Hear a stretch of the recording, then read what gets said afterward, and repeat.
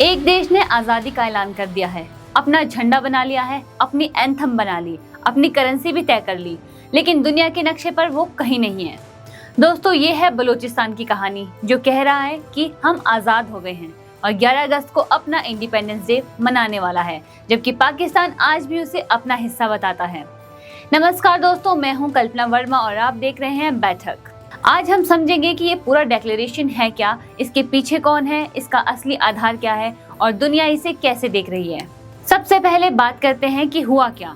जुलाई महीने में बलूच नेशनलिस्ट नेताओं की तरफ से एक स्टेटमेंट आया जिसमें कहा गया कि बलूचिस्तान ने पाकिस्तान से अपना नाता तोड़ लिया है और खुद को रिपब्लिक ऑफ बलूचिस्तान घोषित कर दिया है।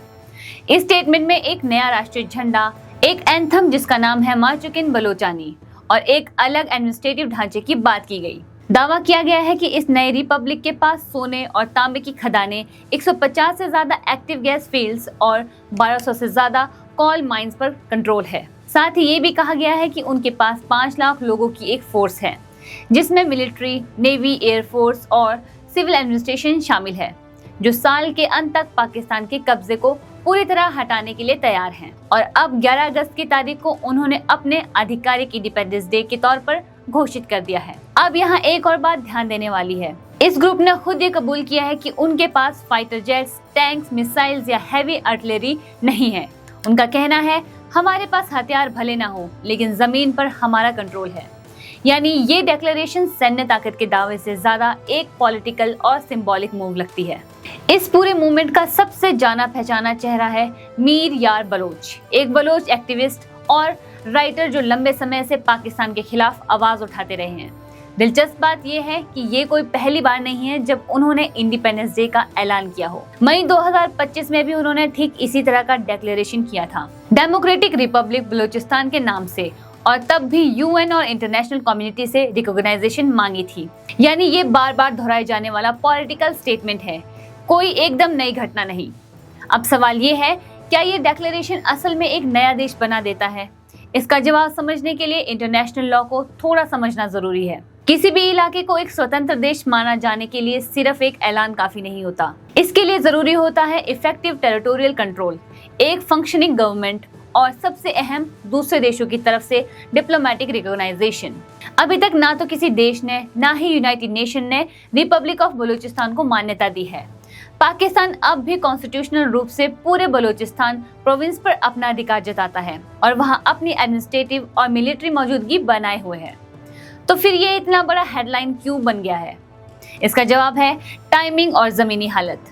ये डिक्लेरेशन किसी शांत माहौल में नहीं आया। इससे ठीक पहले BLA यानी बलूचिस्तान लिबरेशन आर्मी के हमलों में पाकिस्तान के करीब 42 सिक्योरिटी पर्सनल मारे गए थे। इससे पहले भी इस साल की शुरुआत में BLA ने ऑपरेशन हेरोफ के तहत एक साथ कई शहरों, जिसमें क्वेटा भी शामिल है, पर हमले किए थे, जिसमें 200 से ज्यादा सिक्योरिटी पर्सनल मारे जाने का दावा किया गया। कुछ हफ्तों बाद BLA ने भी ये दावा किया कि उन्होंने 17 पाकिस्तानी सैनिकों को पकड़ा और उनमें से 7 को मार डाला। और सबसे बड़ा झटका था जाफर एक्सप्रेस हाईजैकिंग। क्वेटा से पेशावर जा रही इस ट्रेन पर हमले में करीब 214 लोगों के मारे जाने की खबर आई थी, जिसमें मिलिट्री पर्सनल भी शामिल थे। यानी दोस्तों, ये डिक्लेरेशन अचानक नहीं आया, ये एक लंबे समय से चल रही हिंसा और असंतोष की एक बड़ी कड़ी है। बलूचिस्तान पाकिस्तान का सबसे बड़ा प्रांत है, लेकिन सबसे कम आबादी वाला भी। यहाँ गैस, कॉपर, गोल्ड रिसोर्स भारी यात्रा में है और यही है ग्वादर पोर्ट, जो चाइना पाकिस्तान इकोनॉमिक कॉरिडोर का सबसे अहम हिस्सा माना जाता है। लेकिन बलोच नेशनलिस्ट समूह का पुराना इल्जाम यही रहा है कि इन रिसोर्सेज का फायदा स्थानीय लोगों तक नहीं पहुंचा, बल्कि इस्लामाबाद और बाहरी इन्वेस्टर तक जाता है। यही आर्थिक असंतोष दशकों पुराने राजनीतिक टकराव के साथ मिलकर इस आजादी की मांग को बार बार हवा देता रहा है। दिलचस्प बात यह है कि पाकिस्तान सरकार की तरफ से इस डिक्लेरेशन पर कोई सीधा आधिकारिक बयान अब तक नहीं आया है। ज्यादातर मामलों में पाकिस्तान इस तरह के डिक्लेरेशन को सिरे से नजरअंदाज करने की रणनीति अपनाता रहा है, ताकि उसे कोई मान्यता या गंभीरता ना मिले। लेकिन जमीन पर पाकिस्तान की सेना और फ्रंटियर कॉर्प्स की मौजूदगी लगातार बढ़ती जा रही है।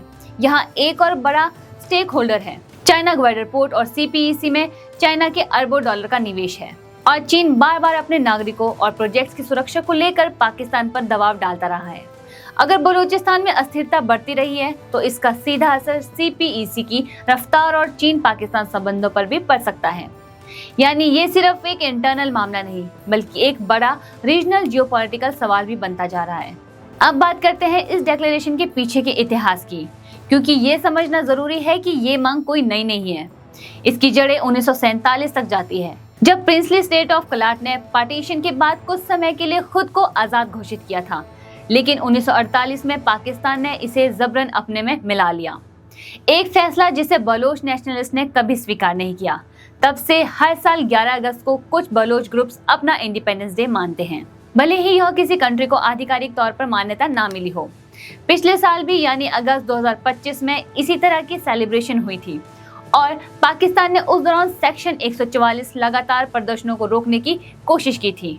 एक और दिलचस्प एंगल ये भी है कि इस बार के डिक्लेरेशन में सीधे तौर पर भारत का जिक्र भी आया है। सोशल मीडिया पर कई पोस्ट में बलोच लीडर्स ने भारत सरकार से अपील की है कि वो इस नई रिपब्लिक को मान्यता दे और नई दिल्ली में उनका एम्बेसी खोलने की इजाजत दे। लेकिन ध्यान रहे, ये सिर्फ एक अपील है। भारत सरकार की तरफ से इस पर कोई आधिकारिक बयान नहीं आया है और ये उम्मीद करना भी जल्दबाजी होगा कि कोई बड़ा देश इतनी आसानी से इस तरह के सेल्फ डिक्लेयर स्टेट को मान्यता देगा। यहाँ भारत की पुरानी नीति को समझना भी जरूरी है। दशकों से भारत सरकार का आधिकारिक रुख यही रहा है कि बलूचिस्तान पाकिस्तान का इंटरनल मामला है और भारत सीधे तौर पर उसमें दखल नहीं देता।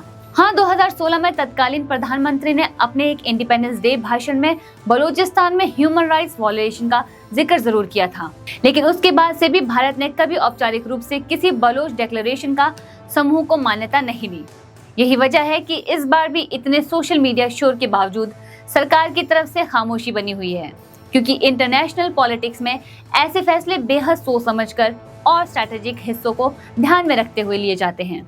अगर हम हिस्ट्री में झांके तो पता चलता है कि इस तरह के डिक्लेरेशन कभी कभी असल में एक देश भी बन जाते हैं और कभी कभी सालों तक सिर्फ कागजों पर ही रह जाते हैं।